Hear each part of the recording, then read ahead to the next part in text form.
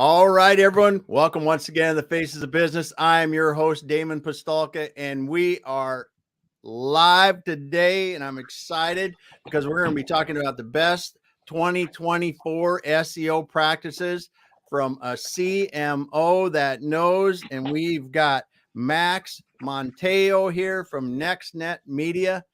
Thanks for stopping by today, Max. Hey, Damon, thank you for having me today. Really happy to join the Faces of Business. And here we are to talk about digital marketing, SEO, live, you name it. Yeah, good stuff, man. Well, Max, we always like to start out by getting an idea of how you got into doing what you're doing today to really put some meat behind what you're doing and how you're helping people today. So can you start there with us today? Yeah, I started in 2002 writing content where I was still at college. And I wrote all content from a digital magazine, like I was just talking about soccer and sports. My dream at that time was to be like a journalist and Yeah. a soccer journalist. That was my dream. But then with the time, and I start seeing like a potential, like I fall in love with marketing, with technology. Then I went and lived abroad. I was born and raised in Colombia, but I always wanted to live in different countries. So I lived a couple of years in the UK. And when I came back to my home country again, I was like, you know what? I like marketing. I want to join marketing. I want to do marketing. And I started working in an advertising agency that belonged to a group called Low, which is like a very famous digital and traditional advertising agency. And no, they didn't have anybody to run the analytics department.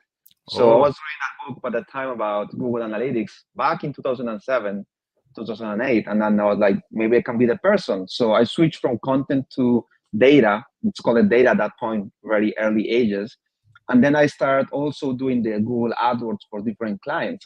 So I had to go and pitch to those clients the need of being in digital marketing and the reason why they have to spend or allocate 2% or 5% of their budget into advertising, into digital marketing advertising.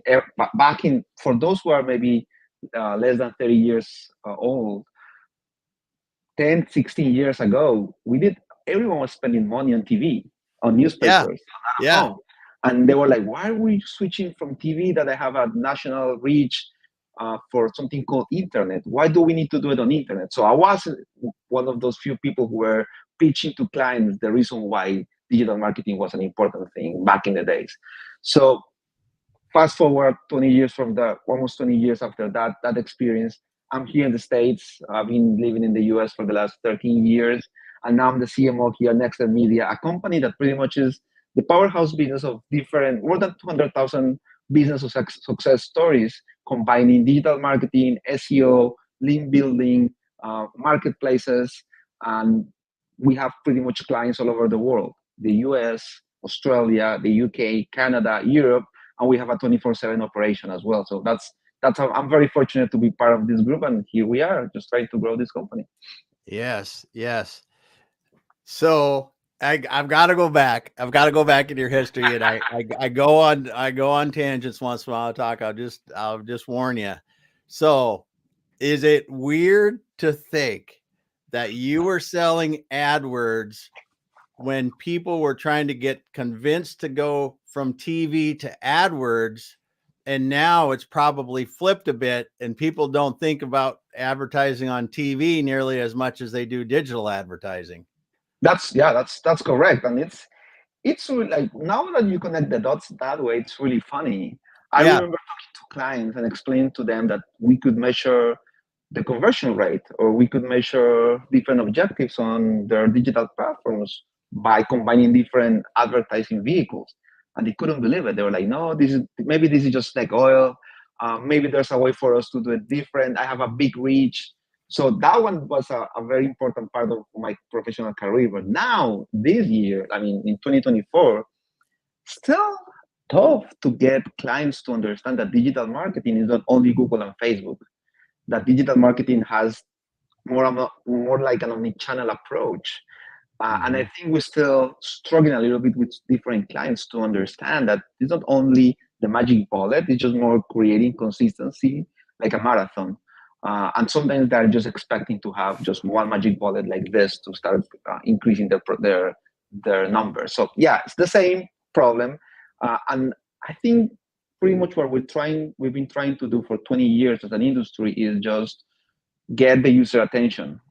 And before, when we were doing TV 20 years ago, we'll have advertisings for like TV ads for like 30 seconds, a minute. Right now, sometimes Meta or those platforms, they tell us that the best video for you to create in a platform is 5 seconds. And you're like, why? If you spend 2 hours with a YouTuber every day. But sometimes the concept of quality, quantity, attention, it's still the same problem that we were facing 20 years ago. So yeah, here we are, but now we have more metrics. Maybe that's a little bit more confusing at some moment, but I think it's been really an interesting journey for not only as a professional in this marketing industry, but also for the brands I have the privilege to work with in the past. I think it's amazing to see that switch and that flip from 80% towards TV and traditional advertising towards the opposite, 80% towards digital, 20% only in advertising. However, there are other industries that are still spending a lot on TV, and that's not going to change. But I think that's pretty amazing as well. Yeah, yeah. I've been personally been talking with some people that are divided between television and digital, and I think there's some real advantages to both, and it depends upon where you're at, but it's and I mean in size and relevance and there's a lot of things that play into it. But let's get back to what we're talking about SEO today, because this is something that I think is rapidly changing. When you look at, just go and do a Google search now, you have, what is it, Gemini, that comes up with the results for you on Google, and really kind of does a lot of pulling things together and answering questions, because we've gone from a simple list of articles that might be relevant just a few years ago, to or even go back a little further, we didn't even have advertisers, because really it was just relevant articles all up and down the page, and then we got a few advertisers, and then we got a few more advertisers. But now you look at Google has changed so much the way that the search even works, that has to have translated into a lot of changes that website owners and developers and marketers really need to think about in their whole SEO strategy. Well, Gemini, and we call it the search generative experience, it's something that's being rolled out right now worldwide. Here in the States, we had the possibility of playing with it for the last almost a year, I would say. I just came back from the UK, that I was attending to different conferences, and they were just starting to see SGE deploying on their search results. So at this point, I'm not sure if everyone is familiar with that part or outside the States. But there are a couple of things for you to understand. Not everybody here in the States is getting the SGE results. Only, I will say, 2 out of 10 searches, they're getting the generate button when you search for something. And I think only 1 out of 10 searches is getting the whole result expanded with AI. So still, Google still trying to figure out what's the best way to do it. But I think from what I've seen in the last couple of years, there are a couple of interesting insights. The first one is something that we call zero-click search, which is you search for different keywords. For example, you search, what's the weather in Seattle? Easily, you just get the answer in front of you. Or you can say, how old is your favorite singer? What's the new Taylor Swift album? Most of those searches, you're getting the answer in front of you, so you don't have to click to go to a website. Now, the second part is Google is making you now search for more words, using more keywords. It's really funny. Back in 20 years ago, we were telling our clients, well, you need to go for your branded terms or from some specific long tail keywords. Now, Google is trying to make you search more words into your experience. For example, let me give you a couple of ideas. You can search for cheap flight tickets. Sometimes Google is going to add different tabs below your search experience, which is cheap flight tickets to India, cheap flight tickets in summer. So they want you to create a more maybe profound search experience, because that's the way the AI thing is going to start connecting and providing better best experiences as well. So we've seen a trend of users changing their habits. And the last one as well is Google is trying to make sure it connects you to the person or the brand that has what you're looking for. Sometimes in the past, we were seeing that there were different content publications that were having like affiliate backlinks or affiliate links, sorry, to different retailers. Right now, Google is, it seems to me like it's giving more relevance to the retailer itself. So if before you were searching for diapers and you will find in position number 1, best diapers, top 10 of the best diapers, and then you will get different links to Walmart, Amazon, whatever. Now, Walmart is first or Target is first. So I think that's another evolution that we're starting to see slowly happening as well. There are different things happening at the same time. We don't have a crystal ball, but I think the zero-click search is something that's going to keep increasing. And now, also as marketers, we need to understand what are those keywords that are going to drive the real intent for brands in our business. And that's what companies like us are working with different clients right now to figure it out. Wow, you just dropped a whole ton. I'm trying to write notes as fast as you're doing this. You dropped a ton of information there, though, because the zero-click search. I mean, that is really, I mean, that's Google's ultimate thing to get you to the information as fast as possible. And it is, my wife and I just did it last night. We were wondering how old a singer was, and we just bloop, got it right then. You know, those are the kind of things that you see. And then you talked about the affiliate, you know, putting the affiliates down farther, and that's got to be a huge impact if they're actually going to be doing this, because every time you search for software, every time you search for diapers, like you said, you're going to say the 10 best diapers, 10 best restaurants in my area, 10 best whatever. Those kind of blog posts have gone wild in the last 5 to 10 years, trying to rank everything up, even to the point to where me as a brand will post the top 10. So even showing competitors so that we can get better rankings on that. That's going to be crazy if they start to do that, but it'll also help the people that are truly the providers of what that person is looking for. Damon, let me go back to the zero-click search. According to different studies, 60% of users who are searching on Google do not click on any result. They just leave once they get the result in their faces. So we're just, again, searching or getting to the user's attention. And sometimes clients don't understand this, but it's just about how you create the title, what information you're providing in your description, what's the page that's appearing in front of the user. So I think from a tech perspective or from a SEO and content perspective, there's so much job to be done on that aspect that sometimes we could diminish a little bit, could forget about it, but I think it's still relevant. That's the first part. Now, going to the affiliate part, I was talking to different friends of mine who've been very active in the affiliate space in the last 4 or 5 years, creating tons of different content pages, understanding how pretty much we search. And they've said like pretty much their pages are going down dramatically month over month. It's a combination of different criteria, I would say, is the results of the past algorithm update from Google that happened in March.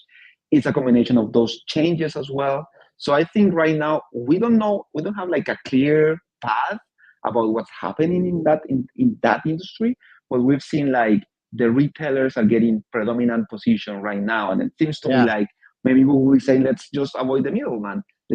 Let's put you in front of the one who has the product for you, and we'll see what happens. But again, those retailers need more content, so I think that's something that we could also leverage. Yeah. Wow. And then you talked about trying to give users more, like you made the example about cheap airline tickets, and then the things that are doing below. Does that really mean that people that are someone, if I had cheap airline tickets, or I had a site that gave people cheap airline tickets, that we need to be working on content that has longer keyword phrases just to get niche down more? Yeah, I think long tail keywords have been always in place in the market. sometimes we'll refer to them as a blue ocean because you need to understand pretty much what's that combination of keywords that you need to go after to start getting visits, transactions. But the problem has always been the quantity of users searching for that keyword and the quantity of visits you get in Yeah. your pages through those keywords. So that was the main problem. And I used to have clients who would say, Max, I don't want to give more attention to those long tail keywords because we get 50, 100, 300 visits. And for us, that's not relevant, even though they had great conversion rates. Now, with ChatGPT coming in the market a year ago, and this prompt engineering action, like now you need to create your prompts to get better results. It seems like Google is also pivoting on that idea of getting more words added into the search box rather than only one word. One word. They just want you to make sure you search for what you need, and they're gonna help you based on those little tabs to add more components into your search. The results for our web pages, let's identify those signals. Everything is a signal. Let's identify those intent or intentions from the user. Let's turn them into a good piece of content that follows Google's rules. We can talk about these Google rules later, but let's make sure we just start appearing there. Now, the big question for your audience and for everyone in the industry is how are we going to measure them? Because maybe we're going to start getting the same 300 visits we used to get, but Yeah. are they going to be more qualified than everyone coming from maybe a different keyword? That depends on the brand. I like to advise my clients the fact that we need to go after those long tail keywords because that's pretty much what the beauty of SEO is. If you're doing SEO to appear with your branded keywords, that's a given. You don't have to do anything. You need to have a website that's pretty much that's it. A website that works, by the way. Other Yeah. than that, I think the magic of this is making sure we understand the intent of of the customer, the different combination of keywords, the content that we're going to keep providing, and just provide the best experience in our domain. Yeah. Yeah. That's awesome. That's awesome because it is, man, things are changing so much. And I So, think they're changing, Damon, but I think it's not only from a technical perspective that maybe this used to be before that was just a technical conversation. Now it's just like an omni-channel experience. It's just a conversation about the quality of your business and how you want to position your business. What are the things you want to go after? What are the different key differentiation points that you need to bring into a search experience? So I think now when we combine, we were talking at the beginning of the conversation, 20 years ago, we were telling our clients, please advertise on Google. Please buy some display ads from whichever network. Now it's just, let's refine the tactics we're doing. Let's make sure we provide a valuable action to the customer because sometimes we're forgetting that they are humans and we're using a technological discussion.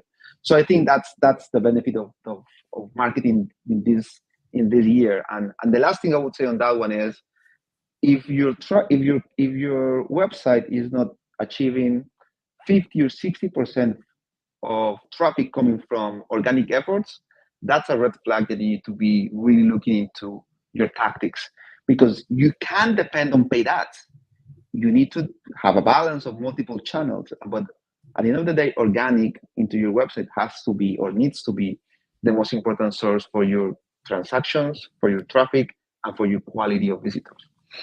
yeah. Oh, that's great. That's great information. That's for sure. So, wow, so much, so much. So, when you look at this and you think about AI and you think about this content and generating content, and we'll talk about these more recent Google updates. Do you think that the proliferation of AI generated, I mean, just straight up AI generated content is creating opportunities for companies that want to create a higher quality content that has better user experience? And I'm not saying it's not based off of the AI research or whatever, but I mean, we're seeing a lot of people that are basically letting it run, dropping it in, letting it run, dropping it in. And I wonder if you're seeing opportunities to do something a little differently. Yeah, but let me just address this question by telling you and your audience that we are going into a content inflation period of our digital lives. What it means by content inflation is, let's say 10 years ago, I could write 5 blog posts a week or a month. And then my competitors were doing the same amount of blog, thinking of the industry, the audience, the products, you name it. With AI, with everything that's happening with all the open AI chatbots, Jasper, all the companies, Copymatic, all those companies out there, now you can create 60 pieces of content per day, or 100, or 200, or 1,000 content pieces. But then your competitor is going to be, oh, Damon is creating 25 per day. I can create 50. And then the other competitor will be like, well, I'm going to create 60. Now, the problem with this is, first, it's going to be lacking depth in terms of an SME perspective, a subject matter expertise, that's for sure.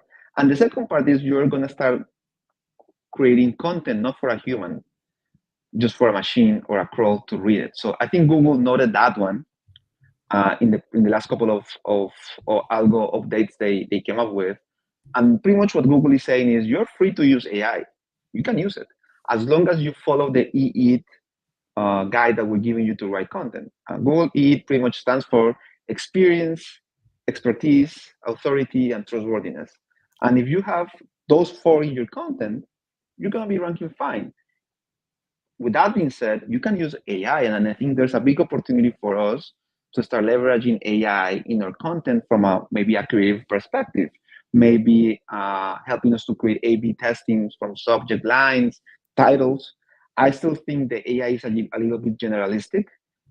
You can have different actions or great outcomes from a broad perspective, but when you ask AI just to create something very particular about specific topics, I think it's just lacking, or it ends up to create new content or new ideas that they don't exist.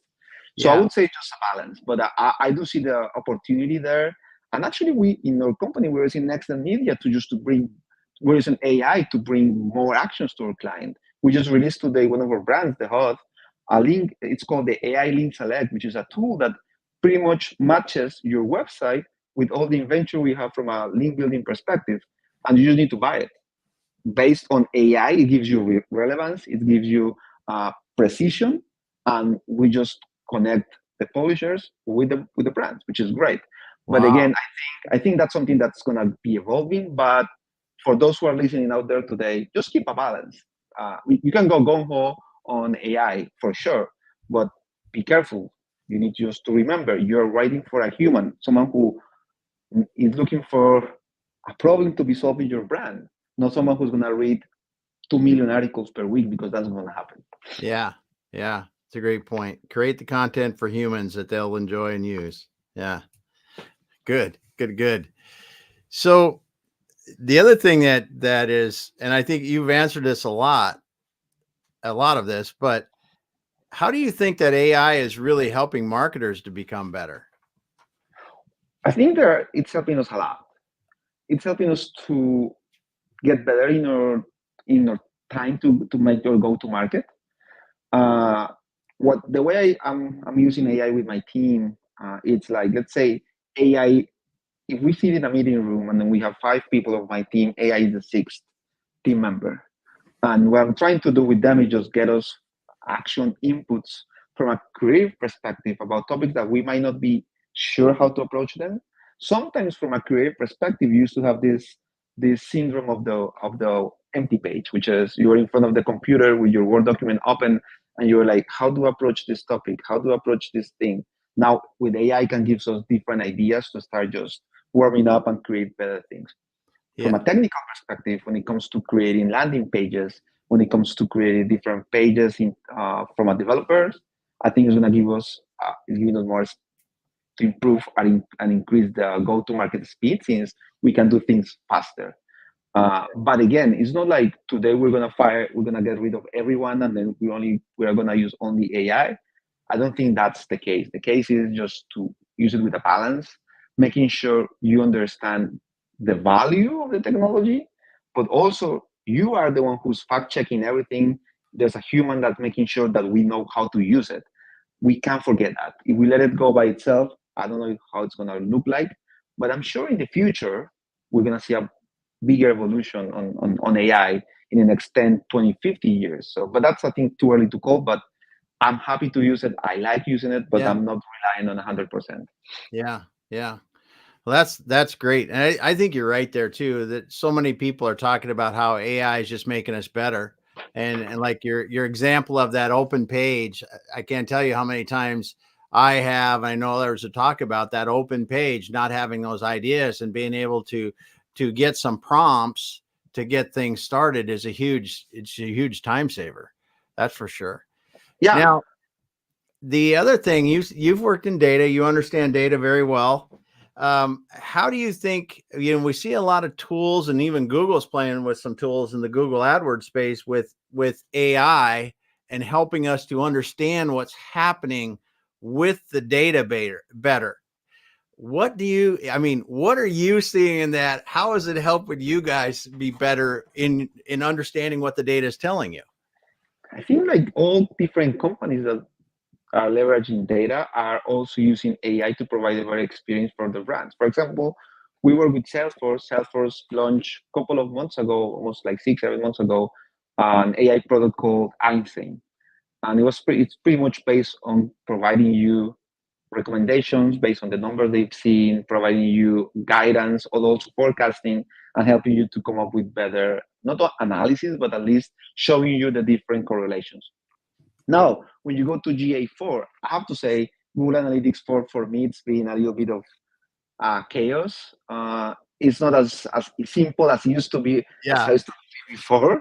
But one of the things that I've noticed a couple of weeks ago is now they say, for example, I saw it earlier today, from the insights coming from AI, they say, oh, we are forecasting a spike of your traffic that's going to be happening between the next 3 4 days because your behavior from your ad spend has changed, and so we predict it's gonna increase X 20%. So those things are nice to have. It also provides insights, but I think when it comes to the analysis of the data to make decisions, you can make better tables, graphs, forecasting with AI, but you need to have somebody behind to say, okay, this is where we're gonna go. This is the reason why. This is how we connect the dots. But I'm very happy to see all brands making a huge effort towards bringing an AI product of what they do. I've seen it with Tableau, with Salesforce, with Google, with YouTube, you name it. Everyone is adding an AI component to make our lives easier, and maybe just to rely more on AI on a, let's say, operative perspective, whereas we can have the creative one just to spend more time on creative, because at the end of the day, creativity is what drives this business in a better way. Yeah. Yeah. I just want to say hey to a few people. We got Curtis Thompson here. Tompkins, great friend of mine, long term. He's the person I know that's using AI in his business. Thanks for being here today, Curtis. And then George stops by and says, your new release sounds like a great AI tool. That's for sure. That is going to be very interesting, because I'm going to check that out later as well. So as you're moving forward, what are some of the things that are really exciting you about what you're seeing developing with the whole ecosphere around generating more organic traffic? What are some of the things you're going, wow, there's going to be a real opportunity in this, or just things that are getting you excited for it? So there are a couple of things that are getting me very excited. The first one is, this is something that's been happening for a long time, but I think in 2024 is getting more exposure, and it's something we call keyword vectorization. This is pretty much, from a keyword perspective, you can have multiple ways of using that keyword, and you can turn that into a content calendar, into a content strategy. This is called keyword vectorization, and that's the best way for everyone out there to start understanding how to produce better content. So that's something that's been driving me very, like, with the high hopes of increasing quality from an authority perspective. I think that if you want to get out, if you want to be the authority in your niche, in your industry, in your category, you need to start understanding all those keywords that are coming to your website and how do you get the most of the keywords. That's the first part. The second part that's also driving me with the high hopes right now is what we call local SEO. It's been for a long time as well, but if you have a franchise, if you have a company that has more than 2, 3, 4 locations, right now you can do MapPack on Google, on Apple Maps as well, Yelp. So there are like different brands that are also getting into that part of the spectrum from a local perspective. Apple is the most recent one. Here in the States, most of us, it's a combination between Google Maps or Apple Maps. So I think that's something that could be a game changer for those businesses, especially since you can connect with your clients, providing reviews, pictures, images, you name it. And the last one, which is the more futuristic one, is everything about the intent of the keywords. As you may know, when you have the purchase funnel, you can search for zero-click searches like the birthday of your favorite singer or the release date of Taylor Swift album, of the population of Cambodia. But when it comes to your brand, your business, I think right now there are more tools that are helping you to identify the intent of the keyword, just to make sure what's the keyword that's going to pull the trigger on users to make a purchase or to convert the KPI you want. I think that's something that's going to be evolving as we speak. And the last one, just to close on that one, how to rank your websites on OpenAI, on ChatGPT. I think that combination there of, let's say tomorrow you go on ChatGPT and you have a prompt about recipes, how to create a recipe for 5 kids who are vegetarian and they only eat, I don't know, this kind of food in this part of the world. You're going to start messing with brands. So we need to understand how we get the brands to be in front of the customer when they go on different searches. So I think that's going to be like a little bit of challenges, but really looking forward to understanding how to do it. Yeah. Wow. The intent, the keyword intent. I mean, that's powerful when we start to get into that, to be able to really understand what that is and then try to, yeah.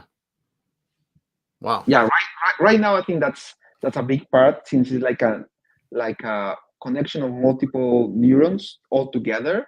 So that's a keyword.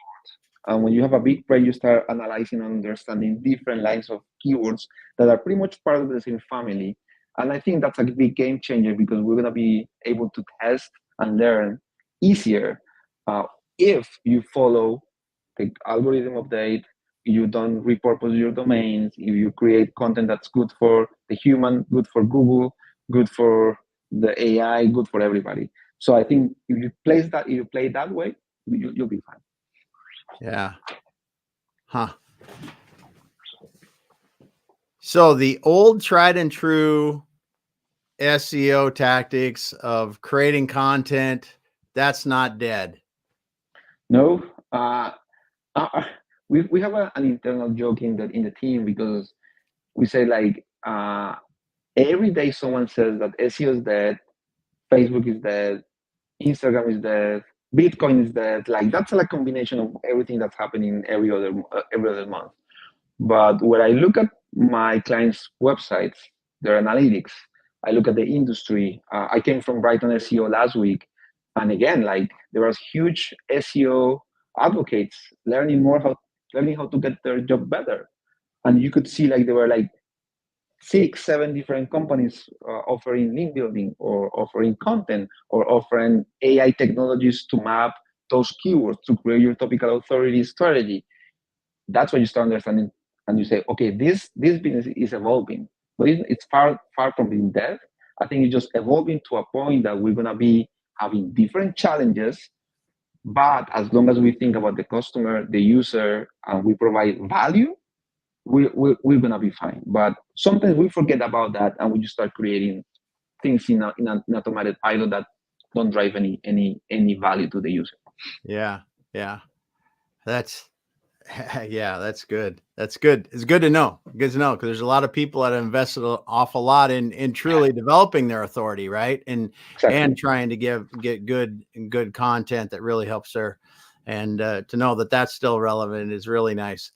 So you mentioned on it a little bit about Google, the algorithm, that seems like they're changing it more often now. It seems like the changes are a lot more drastic. Some people, they're flying high, hit the Google algorithm change, and they're not anymore. What are you guys seeing with the latest updates? So there was a big update in the first weeks of March, pretty much the first week of March, and we saw different use cases of websites that were really hit by the changes. The first one is what we call repurposing domains. And let me explain to you what it means. Let's say you have your domain, thefacesofbusiness.com, and a year ago you were selling there, you were creating content for you about your personal brand. And suddenly, 6 months ago, you change completely everything from that perspective, and then you started selling books, and you start Okay. selling Amazon items, whatever.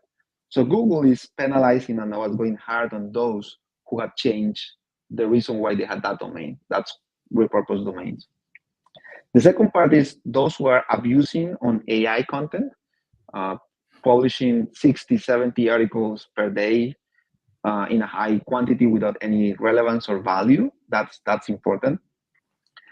I would say the third part is those who still have technical difficulties from an SEO perspective. From a technical SEO, I think that's something that you need to pay attention to because that's the core of your system, the core of the day to day. But other than that, there are more hypotheses that we haven't been able to prove completely. There's going to be another, like a second part of the algo update or another correction that's going to happen on May 5th, a couple of days from now. We'll see what's the impact because what happens is sometimes the industry just stops moving as fast as they used to move while they get used to the algorithm update, while they understand what's their traffic. And of course, we've seen like decrease on different criteria for a website perspective. Some of my clients or people I know, they've lost 20, 30% of their traffic. Wow. It's a correction of the market, yes. What do you need to do? Just pay attention to the value, how you create content, pay attention to your technical parts of the website. Let's make sure you have the basics right. And sometimes you don't even have the basics right. So that's pretty much where I will say my recommendation goes to all of those listening today. Yeah. So the repurposing domains where you were doing something with your domain before and now you're doing something different, that's going to get penalized a bit. Abusing the AI content, which we talked about that earlier. Don't just be spitting it out there for make sure you're creating good content for humans. And then technical SEO problems. It sounds like it's more important than ever to make sure that you got your SEO, the technical part of your SEO working right. Exactly. And then just review the basics. We were doing a webinar yesterday with one of our brands about technical SEO, and then we were saying we've seen clients who don't pay attention to their sitemap or the robots TXT, and they don't even submit anything, or they just leave it by the sake of the spirit to go and change it. Pay attention to those items. Pay attention to your technical parts. It's never too late for you to go and check and fine tune everything from a technical perspective and keep doing what you're doing as long as it provides value. If you're doing backlinks, fantastic. Backlinks still a good signal. Just do it with a high authority partners like us, for example. Do not do it with PBNs on content farmers because that's not going to happen to work. That's going to affect you. So I Yeah. think everything you're doing, just go for the excellence and go for the highest quality of everything you're doing. If you play that way, you will be fine, in my opinion. Do high quality work and you'll be fine. Yeah, exactly. That's good stuff. Well, as we're winding down here, Max, what are some of the things that you're looking forward to that are the big challenges that you're seeing coming up that you're looking forward to tackling in the next year? Whew, that's a very good question, Damon. I would say I want to keep digging on personalization from the different signals that we can get in our website. I'm really tired of seeing different brands offering one layer of personalization, which is your subject line. Hello, Max. hey Damon, and everyone believes that's everything about personalization. I just want to make sure we can create one-to-one meaningful conversations with every single prospect, client, past client, everyone who's been with us. That's the first thing. The second one is the content evolution. I still think content has a big room to grow. The third thing I'm really I'm gonna get into the retail media because it's been a huge development in the industry for the last 4 or 5 years, but now it's getting mainstream. So retail media is something that's important, at least from a marketing profession, like from the profession. And the last thing we'll say data, collecting first party data, and collecting something I call the golden record, which is how do we make sure we get more information or we gather more information from each user every time they interact with us on the app, on the website, on our properties if we are a hotel or a CPG brand in at the supermarket. So just to make sure we provide a better experience. I believe marketing is providing better experiences or customized experiences to each client based on what I know about that person. And I think that's something we can keep doing and growing for sure. Yeah, again, I'm writing tons of notes because I really enjoy what you're saying here, that first party data to provide a better experience or to be able to provide a more meaningful one-on-one conversation when they hit your website is huge. I mean, because if that's a repeat person coming to your website and instead of saying hello Max or hello Damon, they say hello Damon, are you here to get more accessories for these blah, blah, blah that you just bought? Because this is the coolest addition to that ever. I mean, that's the kind of stuff that I think could really make a huge difference. Yeah. And also there are things I want to unlearn. I want to start abusing of different uh, tactics to send multiple messages to the user at the same time. I think we just need to be leveraging the best channels. We need to unlearn different things that we had used in the past from a content perspective. I think this digital world is just, you need to learn, but at the same time unlearn.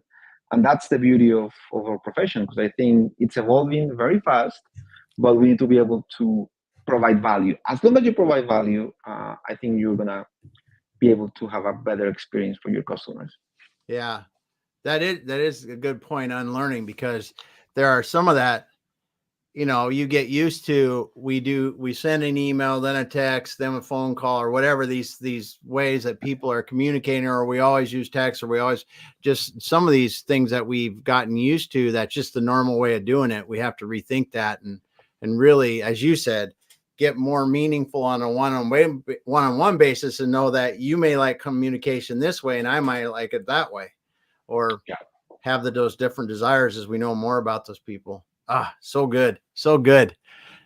Wow. Max, it's been awesome having you here today on the Faces of Business.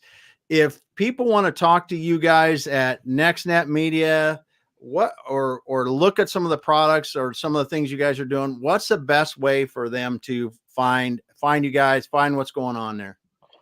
They can go to nextnetmedia.com. You're gonna find all the information about our company. You're gonna see the different brands we work with. We work with brands such as the HOTH, HOTH, Authority Builders, and others. So feel free to visit us on nextnetmedia.com. If you want to talk to us, you can go on our LinkedIn profile, NextNet Media as well, or you can find my LinkedIn profile with my full name, Max Gomez Montejo, Gomez with a Z as in zebra. And I'll be more than happy to connect with you, talk about business, talk about digital marketing, and why not maybe go for a coffee one day. So yeah, feel free to contact us. Awesome. Well, thanks for being here today, Max. I really enjoyed the conversation. I want to thank George for being here, dropping a comment, Curtis and Maria. Thanks so much for being here. All of you that were listening but did not drop a comment and came in late, I noticed that we had more people coming in. Go back to the beginning, because Max dropped golden nugget after golden nugget here about SEO, the different things that he is seeing in marketing today that can really help you. We covered a lot of topics with AI generated content and things like that. So go back to the beginning, start over again, and listen from there. Thanks so much for being here every day, everybody. And Max, thanks once again. Hang out for a moment. We'll finish up when we're offline.